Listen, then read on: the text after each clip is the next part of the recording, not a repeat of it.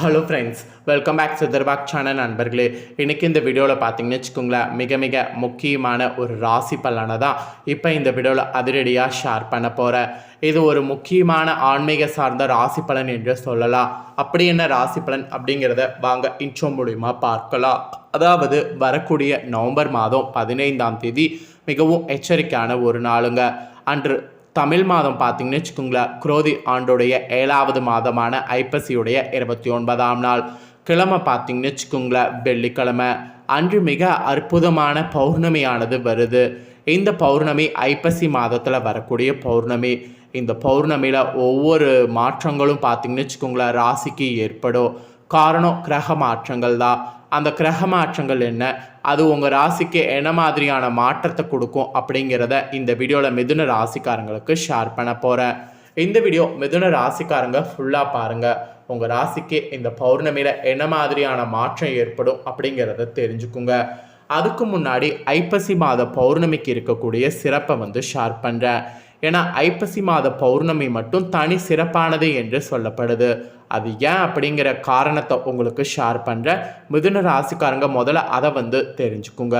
பொதுவாகவே பௌர்ணமி என்றாலே சிவ தரிசனம் செய்வது, கிரிவலம் செய்வது விசேஷமானதாக சொல்லப்படும். இது மற்ற மாதங்களை விட ஐப்பசி மாதத்தில் வரும்போது அது ஒரு தனி சிறப்பு என்று சொல்லப்படுது. மேலும் திங்களை முடிமூது சூடியவருக்கு முழுமதி ஒளிரக்கூடிய நாளில் சிறப்பு வழிபாடு செய்வது தான் இந்த பௌர்ணமியுடைய சிறப்பு. அதனால தான் ஐப்பசி பௌர்ணமி ரொம்ப சிறப்பானது. ஆன்மீக ரீதியாக மட்டுமின்றி அறிவியல் ரீதியாகவும் அக்டோபர் நவம்பர் ஐப்பசி மாதத்தில் தான் நிலவு பூமிக்கு மிக அருகில் தனது முழு ஒளியையும் பூமிக்கு நோக்கி வீசுகிறது என்று வானவியல் தெரிவிக்கிறாங்க. அதனால தான் மற்ற மாதங்களில் வரக்கூடிய பௌர்ணமி காட்டிலும் இந்த ஐப்பசி பௌர்ணமி ரொம்ப விசேஷமானது. பொதுவாக இந்த பௌர்ணமி நாளில் சிவதரிசனம் செய்வது, கிரிவலம் வருவது விசேஷமானது என்றாலும் இந்த ஐப்பசி மாதத்தில் வரக்கூடிய பௌர்ணமியில் இதெல்லாம் செய்தால் 1000 மடங்கு தனி சிறப்பு. இந்த நாளில் தான் சந்திரன் தனது சாபம் முழுமையாக நீங்கி 16 கலைகளோடு முழு பொலிவோடு வந்தார் என்பது சொல்லப்படுது.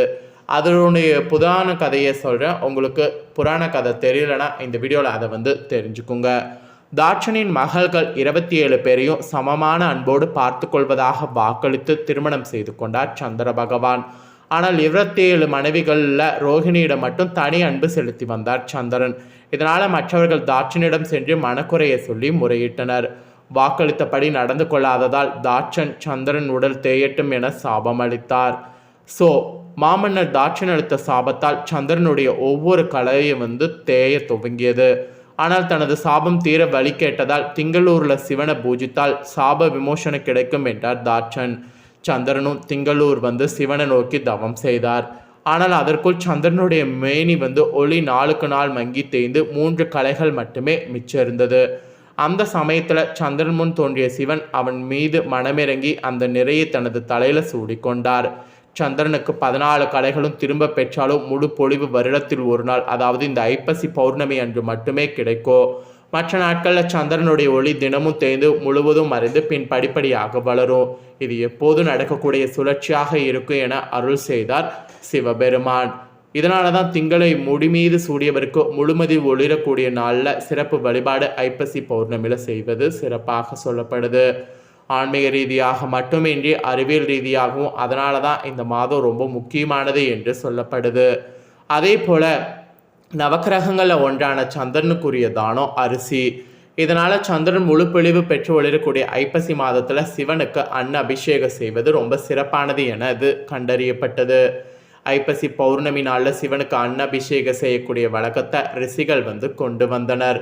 பொதுவாக சிவனை அபிஷேக பிரியர் என்று சொல்வாங்க. அவருக்கு 16 வகையான பொருட்கள் கொண்டு அபிஷேகம் செய்வாங்க. இதில் ஒவ்வொரு பொருளும் ஒரு பலனை தரக்கூடியது. இவை அனைத்தையும் விட சிறப்பானது அன்னத்தால் செய்யப்படக்கூடிய அபிஷேகம்.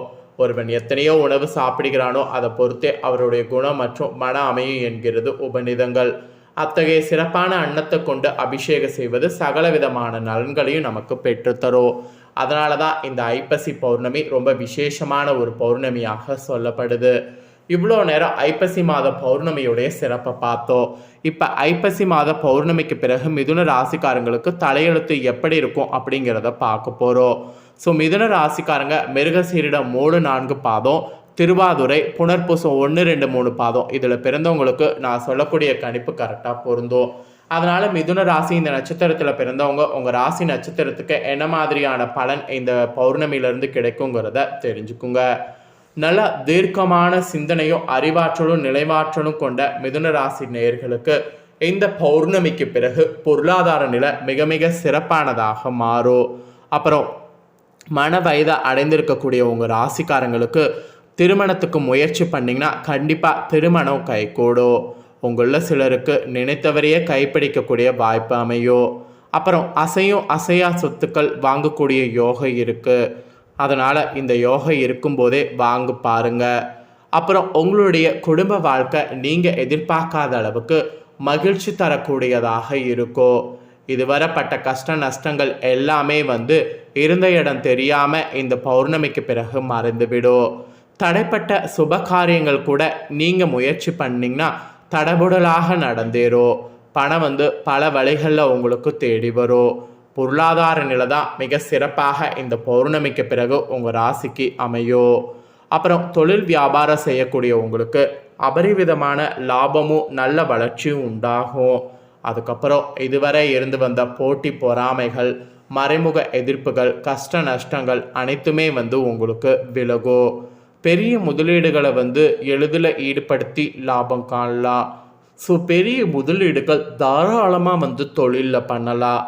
அதுக்கப்புறம் உத்தியோகத்தில் இருக்கக்கூடிய உங்கள் ராசிக்காரங்களுக்கு பணியில் உற்சாகமாக செயல்படணும். உங்களுடைய திறமைக்கேற்ற பாராட்டுக்கள், பதவி உயர்வுகள் அப்போ தான் உங்களுக்கு கிடைக்கும்.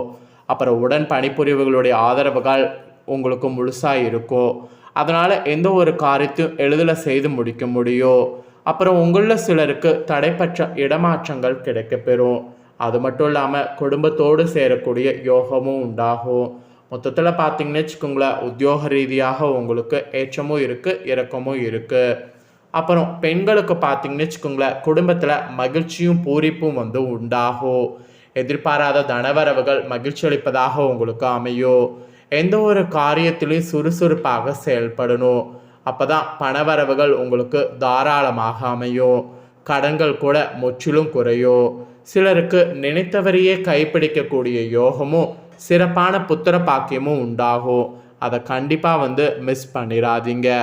அப்புறம் அரசியலில் இருக்கக்கூடிய உங்கள் ராசிக்காரங்களுக்கு பேச்சுக்கு மதிப்பு மரியாதையானது உயரும். முயற்சிகளில் எந்த ஒரு தடையும் இல்லாமல் வெற்றிகளை பெறணும்.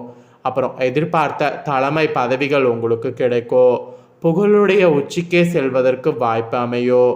உங்களுடைய செல்வம் செல்வாக்கு யாவும் உயரும். மக்களுடைய ஆதரவு பெருகும். அதனால் அரசியலில் இருக்கிறவங்க உங்களுடைய அரசியல் வாழ்க்கை சூப்பராக இருக்கும். அப்புறம் கலைத்துறையில் இருக்கிறவங்களுக்கு புதிய வாய்ப்புகள் தேடி கதவை தட்டும். உங்களை வேண்டாம் என புறக்கணித்தவர்களுக்கு வாய்ப்புகள் வாரி வழங்குவீங்க. நீங்கள் நடித்த படங்களுக்கு வசூலில் முதலிடம் வகிக்கும். மொத்தத்தில் கலைத்துறையில் இருக்கிறவங்களுக்கு சூப்பராக இருக்கும். மாணவர்களுக்கு கல்வியில் திறம்பட செயல்பட்டிங்கன்னா மதிப்பெண்களை சிறப்பாக பெற முடியும். மேற்கல்வியில் புதிய சாதனைகள் செய்யக்கூடிய வாய்ப்பானது அமையும். விளையாட்டுத் துறைகளில் இருக்கக்கூடிய உங்களுக்கு மாகாண அளவில் வெற்றி பெற்று உங்களுடைய பள்ளி கல்லூரிகளுக்கு பெருமை சேர்ப்பீங்க. இந்த மாதிரியான ஒரு அதிசயம் நடக்கும். ஆக மொத்தம் மிதுன ராசி மிருகசீரிடம் 3, 4 பாதம், திருவாதுரை, புனர்பூசம் 1, 2, 3 பாதம் இதில் பிறந்தவங்களுக்கு இந்த ஐப்பசி பௌர்ணமிக்கு பிறகு தலையெழுத்து இப்படி தான் இருக்கும் என்று சொல்லப்பட்டிருக்கு. இந்த தலையெழுத்து நீங்கள் தெரிஞ்சு இதற்கேற்ப நடந்து பலனடைங்க. உங்களுக்கு பரிகாரமாக என்ன சொல்லப்பட்டிருக்குன்னா, இந்த பௌர்ணமியில் ஸ்ரீ ரங்கநாதரை வணங்கணும். இதை செய்திங்கன்னா கிரக மாற்றங்களால் ஏற்படக்கூடிய துன்பங்கள்லேருந்து விலகி இன்பங்கள் தேடி வரும். அதனால் இந்த ஒரு பரிகாரத்தை மட்டும் மறக்காமல் செய்திடுங்க. ஸோ இந்த வீடியோவை இப்போ நீங்கள் பார்த்து முடித்த உடனே இதை லைக் பண்ணி உங்கள் ஃப்ரெண்ட்ஸ் ஃபேமிலிக்கு ஷேர் பண்ணுங்கள். ஏன் நான் ஷேர் பண்ண சொல்கிறேன்னா, உங்கள் ஃப்ரெண்ட்ஸ் ஃபேமிலியில் இருக்கிறவங்களும் வீடியோ பார்க்கட்டும். அவங்களோட ராசி மிதுன ராசியாக இருந்ததுன்னா இந்த பலனை தெரிஞ்சுக்கிட்டோம். இந்த பலனை தெரிஞ்சு இந்த பலன்களுக்கேற்ப நடந்து பலனடையட்டும். ஸோ கண்டிப்பாக வீடியோ லைக் பண்ணி ஷேர் பண்ணுங்கள். உங்கள் ஃப்ரெண்ட்ஸ் ஃபேமிலியில் இருக்கிறவங்களும் மிதுன ராசிக்காரங்க இதை பார்த்து பயனடையட்டும். மேலும் இதே போல் புதிய அப்டேட்டான நிறைய வீடியோ நம்ம சேனலில் போடப்படும். அதை எல்லாத்தையுமே உடனுக்குடனே தெரிந்து கொள்ள மறக்காமல் நம்ம சேனலை சப்ஸ்கிரைப் பண்ணுங்கள். கூட பெல் பண்ண ப்ரெஸ் பண்ணுங்கள். அதை நீங்கள் பண்ணிட்டீங்கன்னா இனி நான் போடுற மற்ற அப்டேட்டான எல்லா வீடியோஸும் உடனுக்குடனே தெரிந்து கொள்ளலாம். ஸோ மறக்காமல் பண்ணுங்கள். இதே போல் சுவாரஸ்யமாக வேறொரு புதிய அப்டேட்டான தகவல்களோடு இன்னொரு புதிய வீடியோவில் வந்து சந்திக்கிறேன். நன்றி.